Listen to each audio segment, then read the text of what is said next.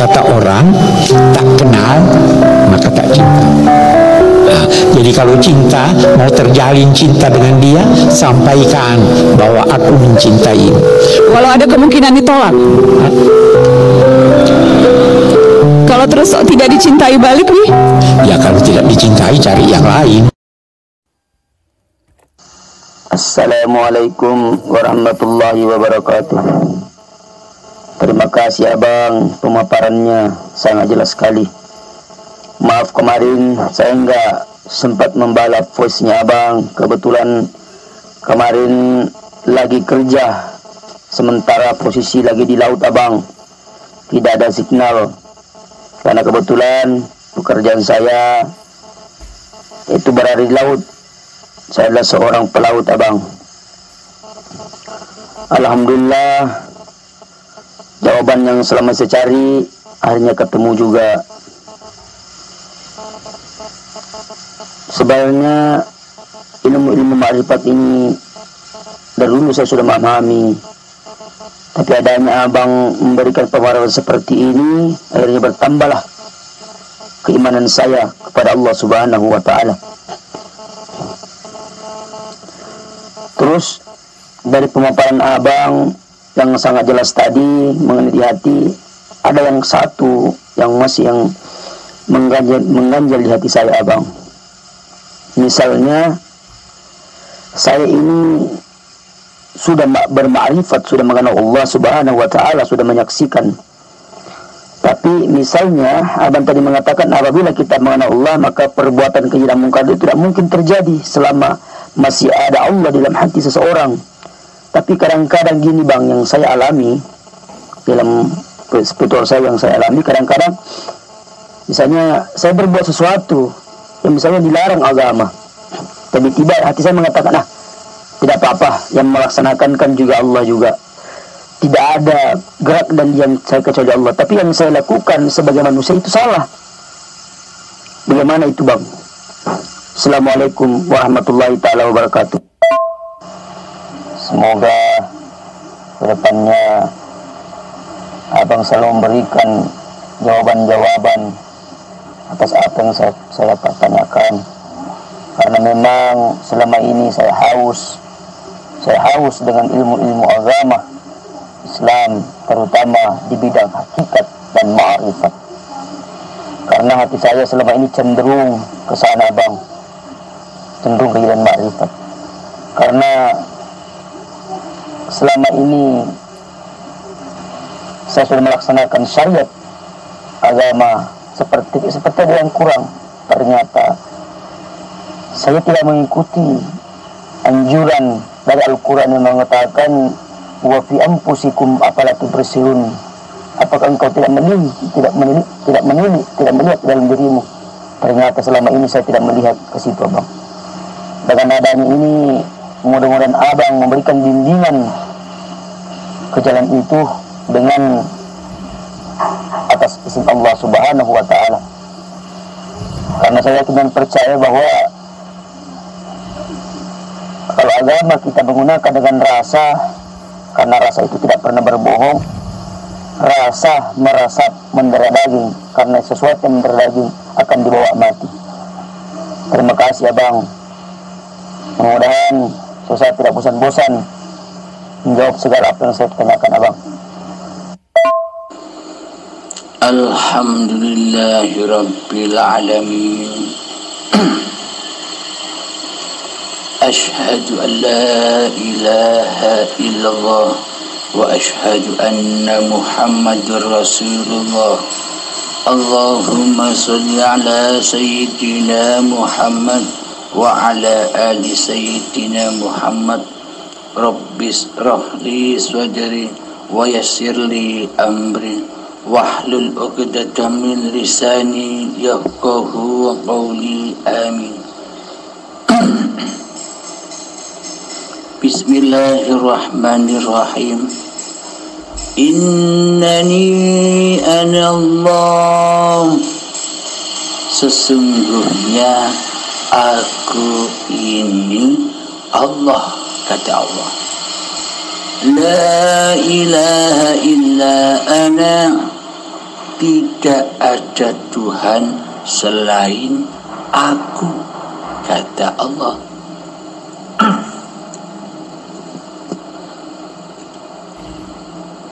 Kebanyakan manusia masih merasa dirinya menjadi Allah. Kebanyakan manusia masih merasa di hatinya sudah ada Allah. Ini hanya prasangka manusianya saja. Terbukti kita selalu lalai, selalu ingkar mengerjakan segala sesuatu yang fahsya wal munkar selama ini. Itu tandanya kita masih jauh belum bermakrifat kepada Allah. Jadi yang dimaksud makrifat kepada Allah itu adalah makrifatnya manusia kepada dirinya. Man arafa nafsahu. Jadi yang dimaksud ma'rifatullah, mengenal Allah, itu adalah manusia yang mengenal hakikat sejati dirinya. Di manakah letak manusia itu berada? Letak manusia itu berposisi dan berada adalah di dalam sifat muhalnya, sifat muhalnya Allah. Jadi hakikat sifat sejati diri manusia itu adalah di dalam seluruh sifat muhalnya Allah, sifat kebalikan dari Allah. Jika selama ini di hati kita masih memakai baju-bajunya Allah, kitalah yang berasa yang wujud, kitalah yang berasa yang hidup, kitalah yang merasa berkuasa, kitalah yang merasa punya kehendak, daya upaya dan ikhtiar, maka selamanya itu tanda bukti manusia di hatinya ngaku-ngaku jadi Allah. Inilah manusia yang syirik hatinya. Inilah manusia yang selalu mensekutukan Allah dengan dirinya di hatinya. Maka dari itu terkadang manusia yang masih baru mencari ilmu hakikat dan ma'rifat, bila belum memahami, akhirnya ngaku-ngaku jadi Allah. Seolah-olah Allah sudah nyata di dalam hatinya, lo kok malah masih mengerjakan fahsya wal munkar, masih mengerjakan kekejian dan kemungkaran di hatinya. Ini tandanya manusianya belumlah ma'rifat kepada Allah, karena diri manusianya masih merasa berbuat keji dan mungkar. Inilah bukti bahwa kita belum bermakrifat billah. Karena sesungguhnya makrifat itu adalah apa sih? Bukan makrifat manusianya menjadi Allah. Allah tetaplah Allah, takkan bisa manusia menjadi Allah. Yang dimaksud makrifat itu adalah kembalinya manusia ke alam keabadiannya. Yang dulunya manusia itu Adam, yang dulunya manusia itu tak wujud, yang dulunya manusia itu tak hidup, yang dulunya manusia itu tak kuasa apapun, maka kembalilah ke tempat asalnya, Itulah yang dimaksud ma'rifat. Man arafa nafsahu, itu maksudnya. Jadi bukannya manusia jadi Allah. Ini salah besar. Kebanyakan pemahaman-pemahaman di luar sana kan demikian. Seolah-olah manusianya berganti menjadi Allah. Ini masih pengakuan diri manusianya yang seolah-olah ngaku-ngaku jadi Allah.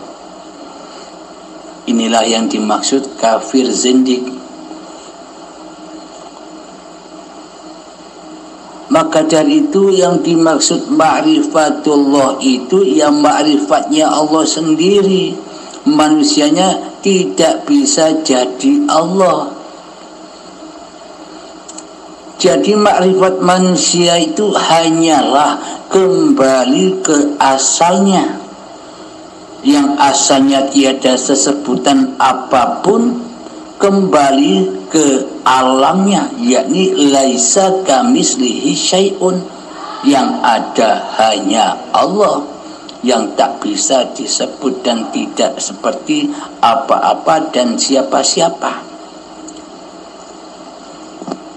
Dari situlah awalnya manusia. Jadi yang dimaksud ma'rifatullah itu manusianya kembali kepada hakikat diri sejatinya yang tak ada, yang tak hidup, yang tak kuasa dan sebagainya. Karena manusia tidak ada sebutannya kecuali ketiadaan, kembalilah ke sana. Ketika manusia sudah kembali ke sana lewat latih zuhudnya, untuk kembali ke sana itu memang perlu kudeta dan kudeta kerajaan-kerajaan hati yang selama ini dituhani oleh diri manusia kita. Kita wajib mengkudeta kekuasaan-kekuasaan yang selama ini kita rasa kuasa diri manusia kita. Kita mengkudeta kehidupan manusia kita. Kita mengkudeta kewujudan diri manusia kita. Kita kiamatkan kubro. Inilah yang dimaksud kiamat kubro, kiamat yang amat besar. Inilah yang dinyatakan oleh baginda Nabi Muhammad SAW, bahwa peperangan secara fisik ini sangatlah amat kecil dibanding dengan keagungan perang melawan hawa nafsu diri manusiamu sendiri. Maka dari itu untuk berperang, untuk mengkiamatkan kewujudan diri manusia, untuk mengkiamatkan kehidupan diri manusia, untuk mengkiamatkan kekuasaan diri manusia, butuh waktu dan perjalanan yang sangat amat panjang. Seperti halnya selama ini beberapa puluh tahun kita jadi Tuhan, memang tak segampang membalikkan telapak tangan. Jadi kita jangan emosi dengan hawa nafsu kita, ingin sekali bermakrifat, ingin sekali mengenal Allah. Jangan emosi, itu masih hawa nafsu. Bersabarlah mengkiamatkan diri manusiamu, bersabarlah mengkiamatkan wujud kenyataan dirimu, bersabarlah mengkiamatkan kehidupan manusiamu di hatimu, bersabarlah mengkiamatkan kekuasaanmu di hatimu. Dengan sabar dan ikhlas, dengan penuh pertolongan kepada Allah. Karena syarat untuk bertemu Allah, manusianya wajib mati. itulah pintu bertemu Allah. Jadi nyatalah bertemu Allah itu bukan seperti kita bertemu antar manusia. Ada 2 orang, ada 3 orang. Jadi pertemuan dengan Allah itu bukan seperti bertemunya makhluk dengan makhluk. Yang dimaksud pertemuan dengan Tuhannya itu manusia bertemu kembali kepada asal usul manusianya, yakni manusianya sudah makrifat kepada ketiadaan diri manusianya. Manusia bermakrifat kepada ketiadaan wujud diri manusianya. Manusianya sudah bermakrifat kepada ketiadaan hidup manusianya. Manusianya sudah bermakrifat kepada ketiadaan kuasa manusianya di hatinya. Inilah yang disebut kiamat kubro. Inilah yang disebut kematian. Dan inilah yang disebut pertemuan dengan Tuhannya. Jadi bukan manusianya yang bertemu Tuhannya. Jadi bukan hambanya yang bertemu Allah. Akan tetapi yang bertemu Allah adalah zatnya sendiri. Yang tahu Allah ya Allah, yang tahu hidup ya hidup. Tanpa adanya hidup, apakah kita tahu hidup? Alhamdulillahirabbil alamin. Semoga bisa dipahami. Maka dari itu, bila masih manusianya belum bermakrifat kepada diri kemanusiaannya yang tak ada, yang tak wujud, yang tak hidup, yang tak berkuasa, maka pasti manusianya mengaku-ngakui baju-bajunya Allah. Sifat-sifatnya Allah masih diakui sebagai sifat diri manusianya. Pasti di dalamnya akan mengerjakan kekejian dan kemungkaran, karena di hatinya belum menegakkan sholatnya. Innas sholata tanha 'anil fahsya'i wal munkar. Sesungguhnya yang dikatakan sholat itu ya demikian secara hakikatnya, yakni mentiadakan diri manusianya, mematikan kehidupan diri manusianya di hatinya. Itulah yang dimaksud makna menegakkan sholat. Karena sholat itu tujuannya adalah as-sholatu mi'rajul mu'minin. Sholat itu adalah tempat mi'rajnya para mukminin, orang-orang yang beriman kepada Allah, orang-orang yang beriman kepada hakikat diri manusianya yang tak ada, yang tak wujud, yang tak hidup, yang tak kuasa. Hanya Allah lah yang wujud, hanya Allah lah yang hidup, hanya Allah lah yang berkuasa, hanya Allah lah yang punya kehendak, daya upaya dan ikhtiar. Inilah yang dimaksud la haula wala quwata illa billahil aliyyil azim. Inilah yang disebut manusia yang beriman kepada Allah. Jadi hanya orang mukminlah yang bisa bi'arajul mukminin, yang bisa bertemu dengan Tuhannya. Jadi sekali lagi saya katakan, bukan hamba ketemu Allah. Maksudnya makrifat itu hamba sudah ketemu ke alam ketiadaannya, yakni di dalam sifat-sifat muhalnya Allah. Jangan menjadi pemilik sifat-sifatnya Allah, biarlah Allah sendiri yang memiliki sifat hakikat diri Tuhannya. Jadi selama ini seolah-olah manusia kan merasa menjadi Allah. Ini masih jauh, ini masih syirik, ini masih mensekutukan Allah dengan diri manusianya.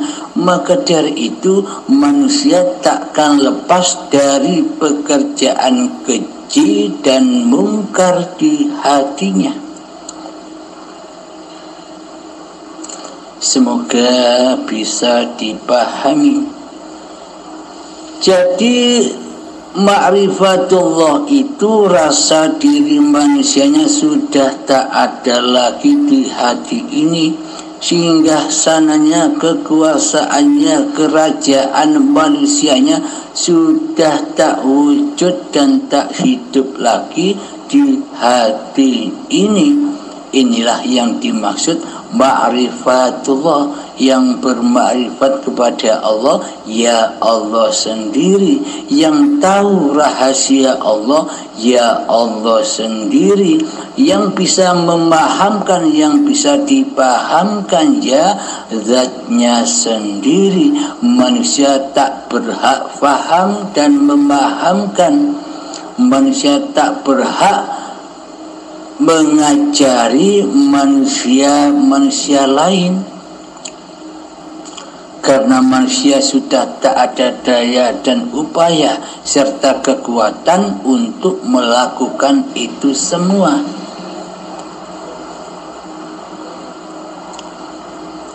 Maka sering-seringlah melakukan bertapa, berkhalwat, berzuhud secara khusus untuk dibawa bekal ketika kita berzuhud secara umum.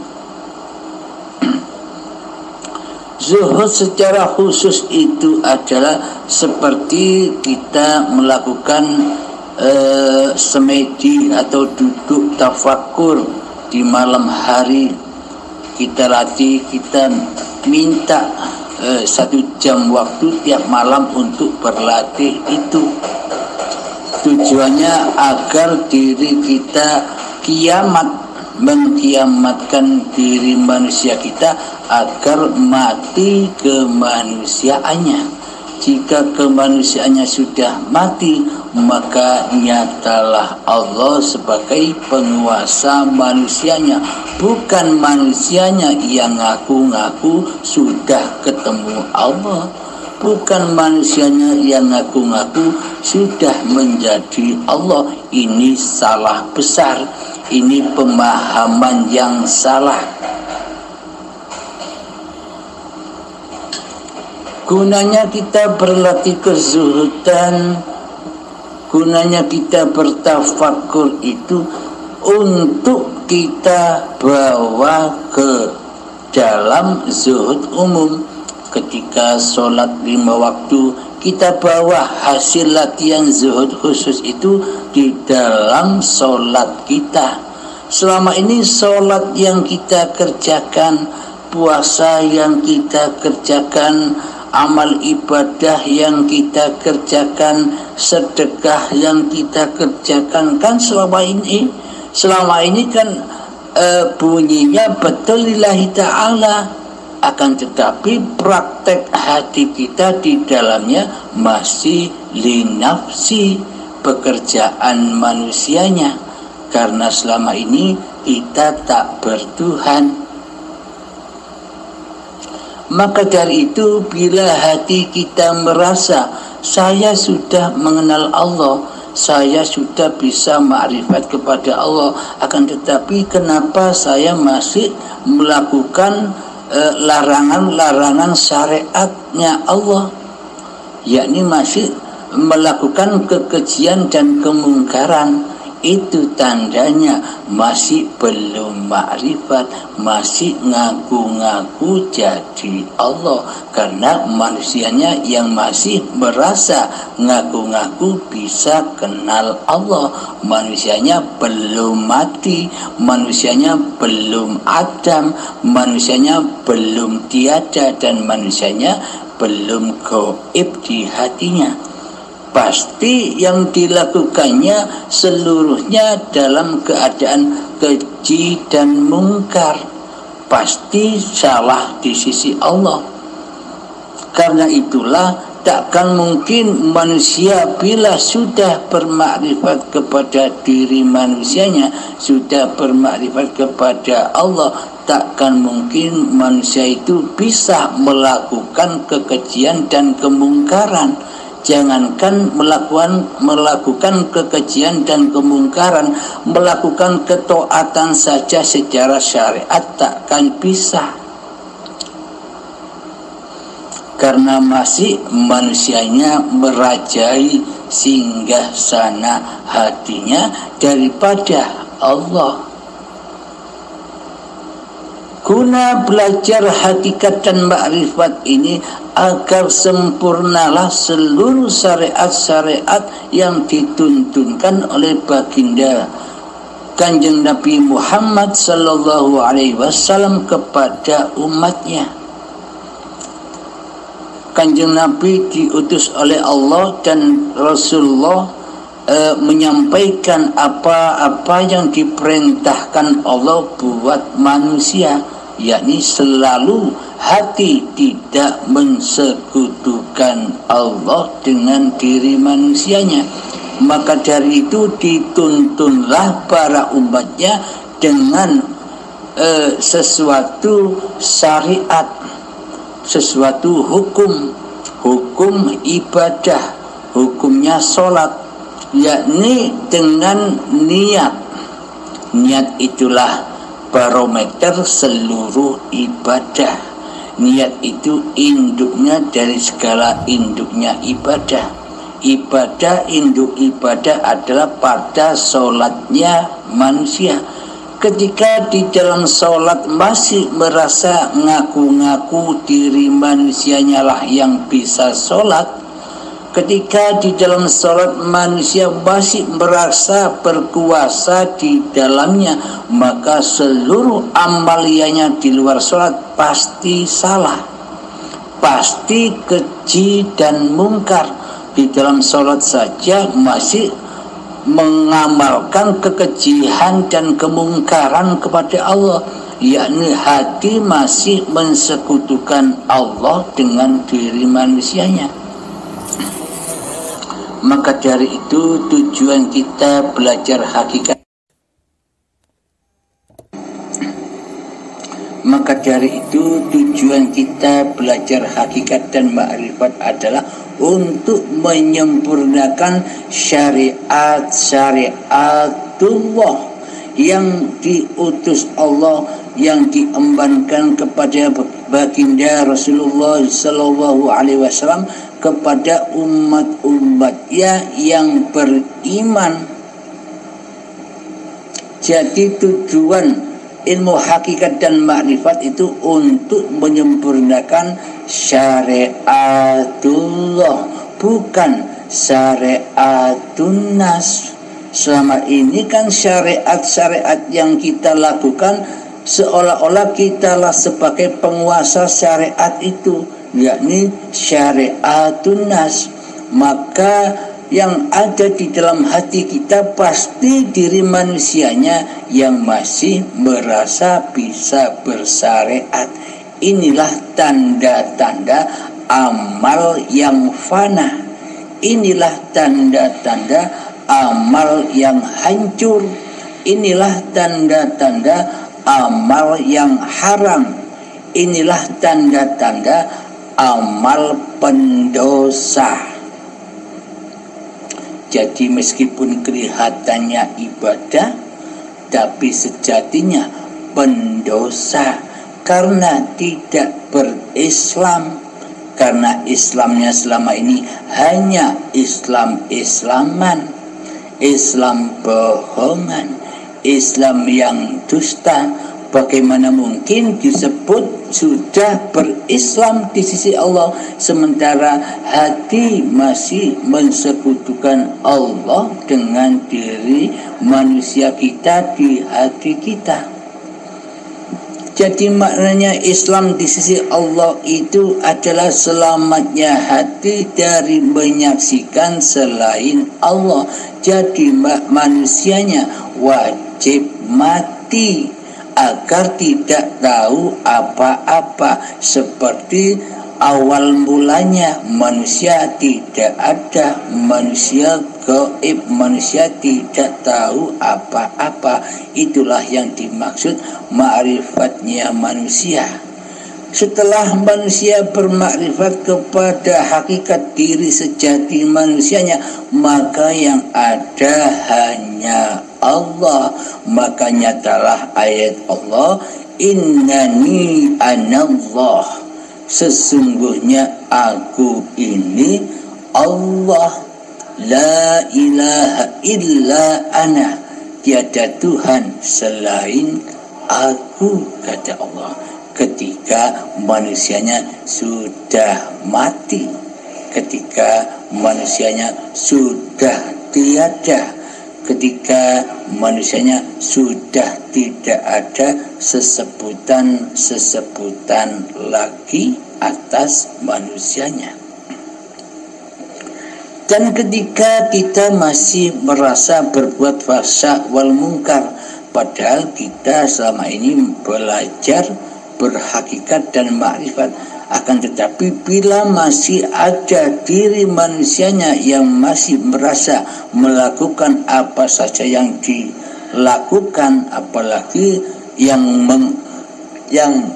bertolak belakang dengan ajaran-ajaran Kanjeng Nabi Muhammad, maka belumlah dikatakan ma'rifatullah, karena manusianya masih merasa bersyariat.